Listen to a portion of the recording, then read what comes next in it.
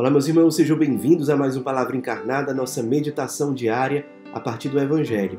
E o Evangelho de hoje, quarta-feira, dia 9 de agosto, está em Mateus, capítulo 15, versículos de 21 a 28. Mais uma vez nós nos reunimos em nome do Pai, do Filho, do Espírito Santo. Amém. Vinde, Espírito Santo, vinde por meio da poderosa intercessão do Imaculado Coração de Maria, vossa amadíssima esposa. Vinde, Espírito Santo, vinde por meio da poderosa intercessão do Imaculado Coração de Maria, vossa amadíssima esposa. Vinde, Espírito Santo, vinde por meio da poderosa intercessão do Imaculado Coração de Maria, vossa amadíssima esposa. Diz o Evangelho de hoje. Naquele tempo, Jesus retirou-se para a região de Tiro e Sidônia. Eis que uma mulher cananeia, vindo daquela região, pôs-se a gritar: Senhor, filho de Davi, tem piedade de mim. Minha filha está cruelmente atormentada por um demônio. Mas Jesus não lhe respondeu palavra alguma. Então seus discípulos aproximaram-se e lhe pediram: Manda embora essa mulher, pois ela vem gritando atrás de nós. Jesus respondeu: Eu fui enviado somente às ovelhas perdidas da casa de Israel. Mas a mulher, aproximando-se, prostrou-se diante de Jesus e começou a implorar: Senhor, socorre-me. Jesus lhe disse: Não fica bem tirar o pão dos filhos para jogá-los aos cachorrinhos. A mulher insistiu: É verdade, Senhor, mas os cachorrinhos também comem as migalhas que caem da mesa de seus donos. Diante disso, Jesus lhe disse: Mulher, grande é a tua fé. Seja feito como tu queres. E desde aquele momento, sua filha ficou curada. Meus irmãos, nós estamos diante de um trecho, ao meu ver, muito bonito do Evangelho de São Mateus. Jesus, ele está aqui agora, junto com os seus apóstolos, na região de Tiro e Sidônia, que era uma região onde habitavam principalmente pagãos, ou seja, pessoas que não eram judeus ou não viviam o judaísmo de uma forma correta. Essas pessoas eram consideradas pelos judeus, lembrem que Jesus e os apóstolos eram judeus, eram consideradas essas pessoas como pagãs. E aí vem, o Evangelho deixa claro que uma cananeia, para deixar claro que era uma região de pagãos, e uma mulher pagã veio procurar Jesus. Os cananeus, eles eram pagãos. E ali, essa mulher, no Evangelho de hoje, vai nos mostrar de uma forma muito comovente como deve ser a nossa oração, como deve ser o nosso diálogo íntimo diante de Jesus. Em primeiro lugar, as primeiras palavras dela são: Senhor, filho de Davi. Ela se aproxima de Jesus reconhecendo o seu senhorio. Ela chega diante de Jesus numa atitude de profunda humildade. Ela reconhece nele o seu Senhor. Ele não é um igual com ela. Ele não é, digamos assim, um amigão.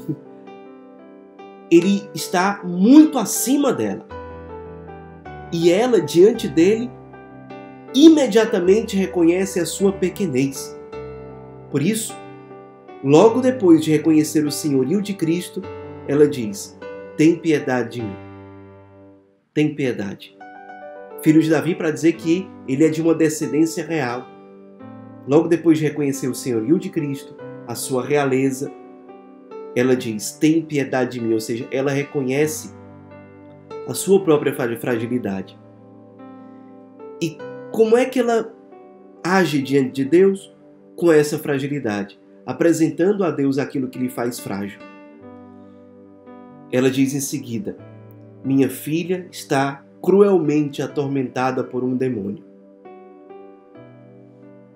Sim, poucas situações seriam mais tristes e mais trágicas na vida de uma pessoa do que ver seu filho, sua filha, viver uma vida possuída pelo mal, possuída pelo demônio. Eu lembro recentemente, numa das casas de acolhimento, conversando com um irmão acolhido, ele falava da alegria do pai dele. ao saber que aquele filho estava mudando dentro de uma casa de acolhimento da obra. Era muito grande, esse acolhido dizia, a alegria do pai dele. Como com certeza vai ser muito grande a alegria dessa mãe depois da cura que a sua filha recebeu. Depois daquele demônio que foi expulso da vida da filha. Nós, assim como Cristo, nós que somos chamados a ter os sentimentos de Cristo, nós somos chamados a ser resposta a muitos pais, mães, que estão por aí vendo, de alguma maneira, seus filhos sendo dominados pelo maligno. Assim como Cristo, nós somos chamados a ser resposta a eles, a nos comover profundamente com a dor deles e dizer para eles, junto com você, nós amamos esse filho. Assim como você, nós não somos indiferentes à dor dele. Se nós agirmos assim, nós estamos agindo como Cristo. Significa que nós temos sinais muito concretos de que o ressuscitado se expressa na nossa própria vida. Só que essa mulher cananeia no evangelho de hoje, ela começa a sua oração reconhecendo o senhorio de Cristo, reconhecendo a sua realeza, reconhecendo a sua pequenez, apresentando a sua fragilidade. Só que diz o evangelho, Jesus não lhe respondeu palavra alguma. Isso aqui é uma espécie de curso de oração. Quantas vezes não é assim? Quantas vezes nós nos colocamos humildemente diante de Deus, sinceramente diante de Deus, mas no primeiro momento ele, como diz aqui, não lhe respondeu palavra alguma. Isso aqui, é claro, pessoal, que Jesus não está querendo ser cruel com aquela mulher. Claro que se ele quisesse, ele responderia na hora. Claro que Jesus aqui, ele não é sádico, ou seja, ele não se alegra em ver a dor daquela mulher. Ele é a bondade encarnada, ele é o amor encarnado. Então por que ele está agindo assim? Para nos ensinar a ter vida de oração. Ele sabia que a partir do exemplo daquela mulher, muitos e muitos discípulos dele ao longo da história aprenderiam a importância de perseverar na oração. Porque muitas vezes na nossa oração, por alguma razão que Deus sabe, Deus não responde de imediato. Ele silencia, como Jesus aqui. E como nós devemos agir quando nós reconhecemos o senhorio de Deus na nossa vida, reconhecemos a nossa pequenez com profunda humildade e mesmo assim parece que Deus não nos escuta? Como nós devemos agir? A resposta essa mulher cananeia nos dá, perseverando, não desistindo. Não seria formativo, seria Deus nos mimando, Deus sendo até cruel com a gente, se Ele nos mimasse. A gente chega para Ele, pede de qualquer jeito e Ele chega lá e sempre dá. Ou então alguém aprende, olha, você tem que começar a oração dizendo isso e isso, e aí vai acontecer na mesma hora. Se você chamar Deus de Senhor, se logo em seguida você disser Senhor, tem de piedade, só porque você disse, Deus já vai falar, Deus já vai realizar. Perceba que entender a oração dessa forma é entender a oração como uma coisa profundamente egoísta, como se Deus tivesse que girar ao redor de mim, do meu eu. Não, na oração verdadeira quem está no centro é Deus. Por isso, o silêncio de Deus. Que aquele silêncio já fala, aquele silêncio já quer realizar algo em nós. Aquela perseverança que precisa crescer no nosso coração é uma cura que nós precisamos ter. Uma cura talvez para o nosso egoísmo, talvez para a nossa vida autocentrada, talvez para a nossa falta de fé, talvez para a nossa espiritualidade, que às vezes parece mais uma superstição. Você faz lá um ritual e logo em seguida Deus está ali para lhe servir. Não. Deus sempre nos ensina, inclusive no silêncio. E diante do silêncio, a nossa atitude deve ser como dessa mulher cananeia. Não parar, perseverar. Mesmo quando outras pessoas mandarem você desistir, porque o silêncio de Jesus é seguido pelas palavras dos discípulos, que se aproximam mandando Jesus mandar aquela mulher embora. Jesus responde dizendo, olha, eu fui enviado às ovelhas perdidas da casa de Israel. Ou seja, às vezes a resposta que Deus dá na oração não é aquilo que a gente esperava. E diante disso, persevera. Persevera diante do silêncio, persevera diante de palavras negativas de outras pessoas, persevera diante de uma resposta de Deus que vem sem ser aquela que você esperava. Agora olha que bonito. Diante disso tudo, o que é que ela fez? Ela se revoltou? Não. Ela disse que Deus era o culpado? Não. Ela procurou uma falsa doutrina? Não. Ela procurou resolver a situação de uma forma autossuficiente? Não. Diz o Evangelho.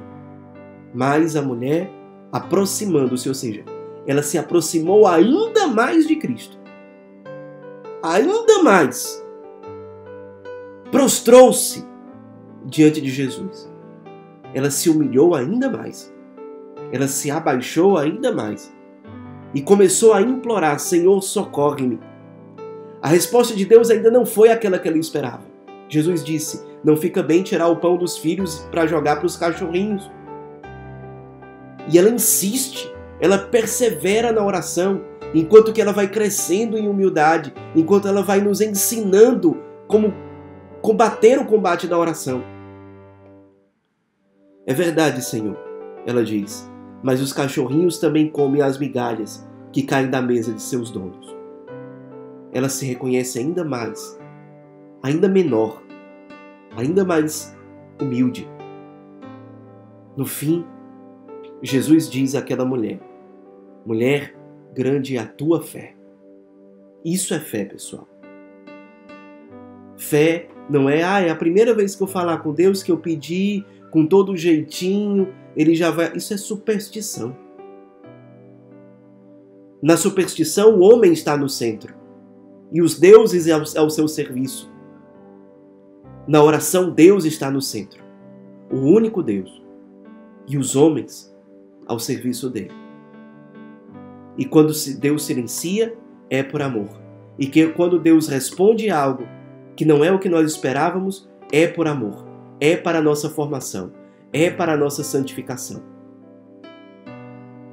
Deus é amor e tudo aquilo que ele expressa é amor. Termina o Evangelho dizendo, desde aquele momento, a filha da cananeia ficou curada. Assim, hoje em dia eu sou pai de 3. E para mim, esse evangelho hoje em dia ressoa de uma forma muito mais forte do que há uns anos atrás. Uma coisa é você chegar diante de Jesus pedindo um bem material que lhe falta, pedindo para que você tenha uma virtude que você ainda não tem. Mas, pessoal, não tem como não fazer uma oração com o coração na mão quando você apresenta para Deus o seu filho que sofre. Isso é uma oração com o coração na mão. Isso é uma oração realmente humilde, entregue, despojada. O que você tem levado para a sua oração? Às vezes são coisas muito superficiais. Às vezes são preocupações justas, mas desse mundo. Talvez seja só isso que você apresenta na oração. Quando é que você vai começar a ir para a oração com o coração na mão? Rasgando o coração. Rasgando. Dizendo, está aqui, Senhor. Por favor, por misericórdia. Por misericórdia, Senhor. Age nessa situação. E no fim das contas saber que vai prevalecer aquilo que Deus designar e não aquilo que você pensa. Isso é humildade. Isso é vida de oração. Que Jesus e essa mulher hoje sejam nossos professores, nossos mestres para o combate da oração. Que nós aprendamos esses passos e na nossa própria vida de oração sejamos, como dizia o Padre Jonas, combatentes na oração. Não parar. E você não vai combater se for por um objetivo fútil, se for por um objetivo que não vale a pena. Você vai combater como essa mulher. Valia a pena me humilhar. Valia a pena me expor. Valia a pena me prostrar, implorar, como diz o Evangelho. Porque para ela é a minha filha. É algo precioso. Como não combater por ela? Como não combater por essa realidade? Nós poderíamos dizer, como não combater pelos irmãos das casas? Como não combater pelo carisma? Como não combater pela igreja? Como não combater pelos jovens? Como não combater por aquilo tudo que o Senhor nos confia? Como não combater? Aprendamos com essa mulher cananeia, a mulher que geralmente é apresentada como uma figura mais frágil, mas é ela que hoje nos ensina a combater na oração. Jesus apresenta a fé dessa mulher como um caminho a ser imitado.